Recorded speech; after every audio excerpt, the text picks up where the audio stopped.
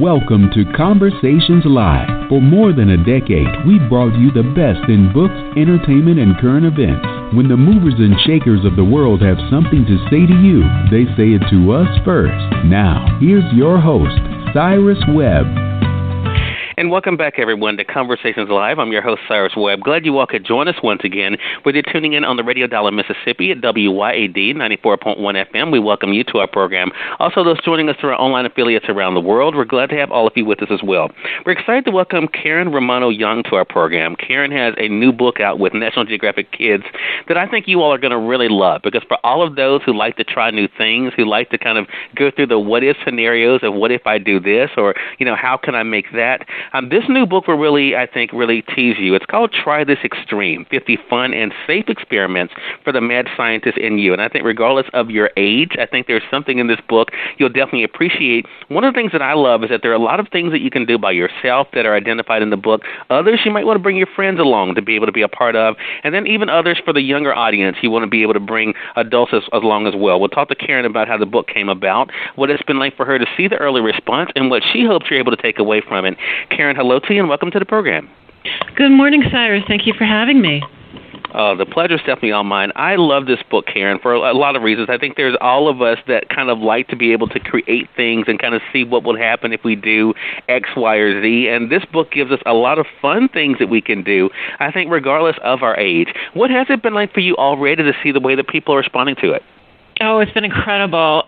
Thank you for that introduction to the book.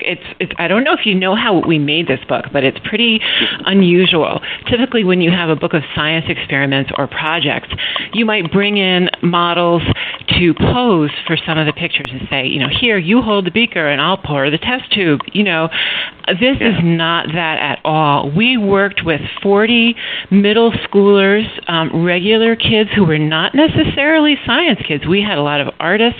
We had theater kids. We had kids who thought that they were modeling for a commercial. And they came in and we said, here, you're going to try this, all these different things that we found for you to do. And, here's the materials, but we haven't done it ourselves. We don't know what's going to happen. And we're going to ask you to explore this with us. And so they did the things. And some of them were things that it might be in books, but just as a recipe, might be a YouTube video or something like that. But right. What happens if you really get down and dirty with these materials, make mistakes, knock things over, it doesn't work, or in lots of cases, it works way beyond your expectations. And we just had an incredible time doing it. This is a big, colorful, typical National Geographic Kids style colorful photographs. I worked with a wonderful photographer, Matt Ricola, who was amazing with the kids, and the kids were amazing. They came in shy, not sure, I'm not really that into this, and after 2 hours, they were saying, what are we doing next? That's what we really want to evoke in this book, is you're going to want to try everything, not just one thing. Right. And I love the fact, there are two things, Karen, that really struck me. One, that you allow us to be able to meet the scientists. We're able to see their pictures there. But also, you can see the excitement on their faces. We all have heard that saying, a picture's worth 1,000 words. But, to see the way that they are looking as they're doing these things, you could see that. When you saw that expression, did you feel as though you achieved exactly what you wanted to with the book? Oh, my goodness. Yes. I think science is amazing, or I wouldn't have gotten into this topic in the first place. That said, I didn't have a very big science formal education myself. What I had was a lot of this kind of messing around. And it's structured messing around. We're very safe. We've got the right equipment. But we have a lot of things that are just around your house or in the garage or at the most at the grocery store or the hardware store. And it's accessible to anybody. And the emotion that you see in those pictures is real. Those kids worked for the experiences that they had, and I think that all of them would have been happy to come back and do the whole book with us. Just those kids, But we have a whole range of kids, different ages, abilities. We had a lot of fun with it. We really did. Yeah, and I think even when they got a little dirty, as we're kind of able to see when it kind of came to certain experiments, for sure.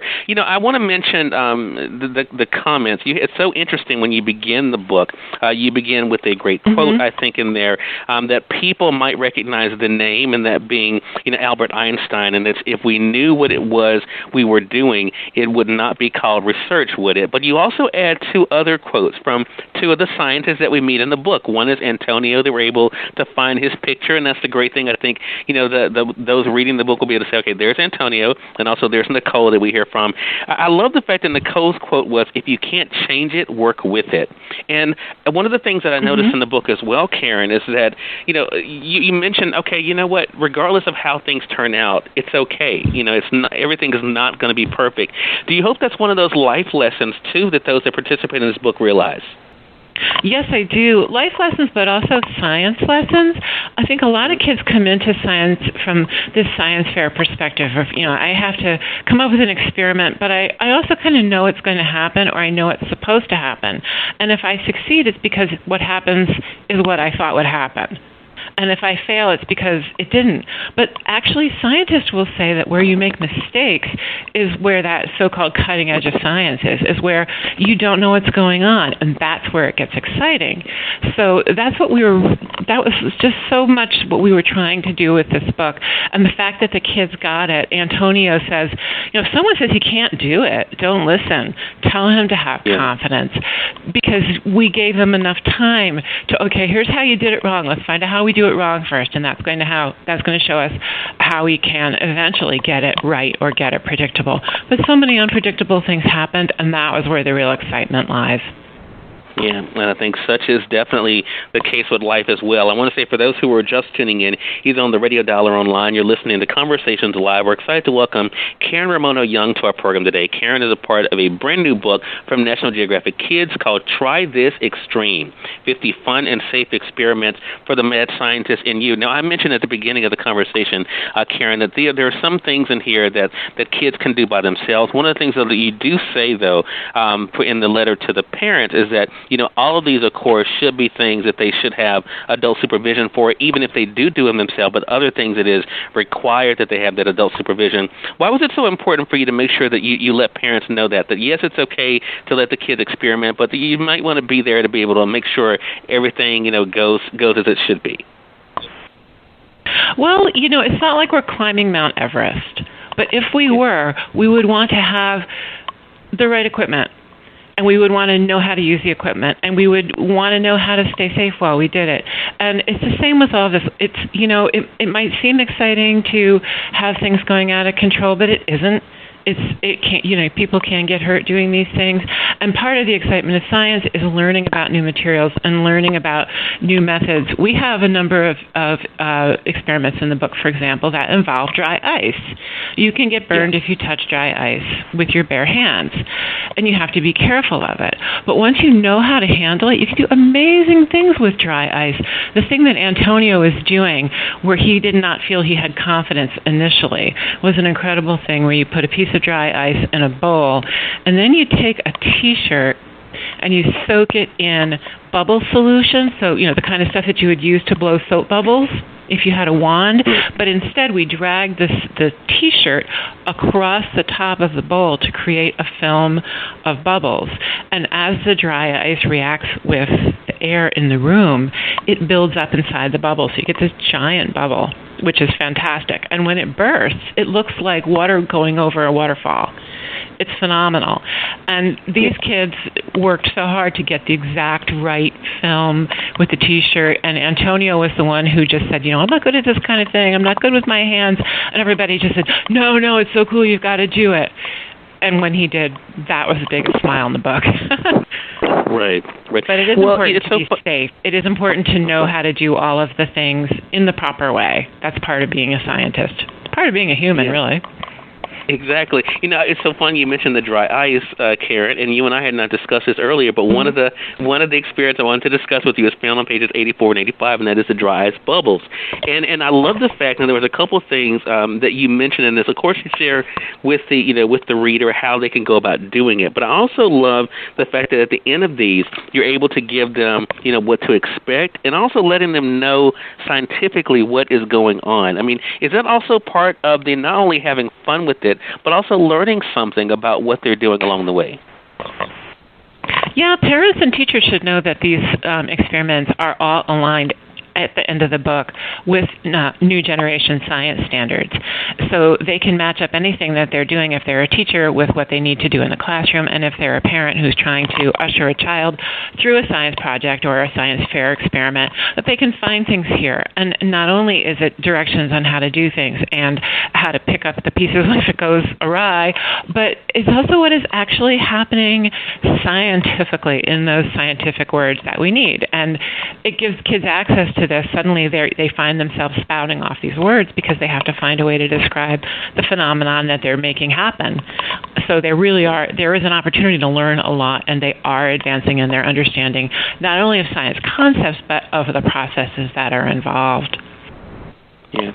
I mentioned the quotes that's at the beginning of the book. There are others, of course, that happen throughout the book where they're able to kind of give their thoughts about different things.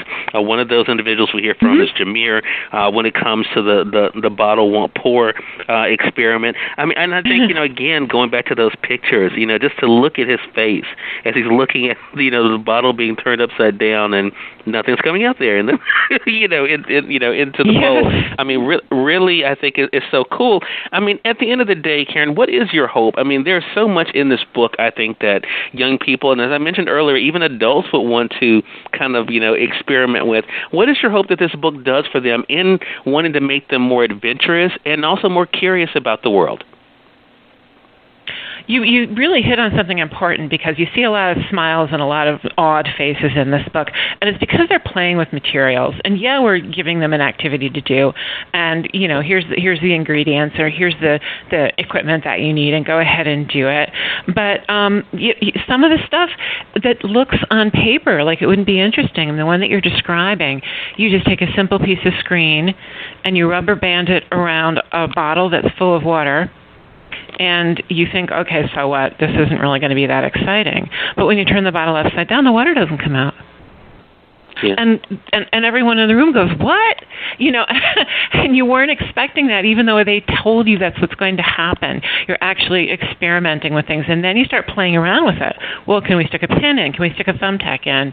What if we use a different size screen? You start messing around with the things, and it's so much fun. It's just so much fun, and I'm not overstating that, trying to make it sound like, oh, this is really, but it's just an amazing thing to be in the room with. They are playing around, they're having a great time, they're taking things in a new direction that I never anticipated, which also happened a lot in this book. We have many expansions and enrichments of these simple projects that I came up with because the kids said, what if we do this? Which is exactly what you're trying to do in science. It's all about the what if. So true. And another one of the fun ones is making your own digital microscope. As a kid, someone who grew up as a kid with a microscope, that attracted me initially to it. I mean, so again, because I know when I may mention microscope, some might be like, okay, I mean, what are you talking about?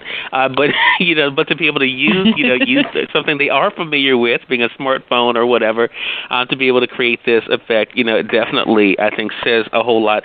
So many great things, and that's why I think our audience will really appreciate this book, Karen. Again, it's called Try This Extreme by National Geographic Kids, 50 Fun and Safe Experiments for the Mad Scientist and You. And again, regardless of your age, the kids are letting us know it's definitely okay to be adventurous, it's okay to try new things, and don't worry about it being just right, just having fun with it and being able to learn along the way. The book's available through our friends at Amazon.com, so you all can be able to get it there, or through your favorite bookstore as well. If they don't have it, they'll be more than happy to order it for you. Karen, again, congratulations to you and the team on this book, and looking forward to speaking with you again. Thank you so much, Cyrus. It's been a pleasure. Yeah, the pleasure's definitely all mine. And we thank your audience for tuning in to another great segment of Conversations Live. Until next time, I'm your host, Cyrus Webb, saying, as always, enjoy your day, enjoy your life, enjoy your world. Make sure you take out time to enjoy some good music as well as a great book. Thank you all for choosing Conversations Live today. You all make it a great one.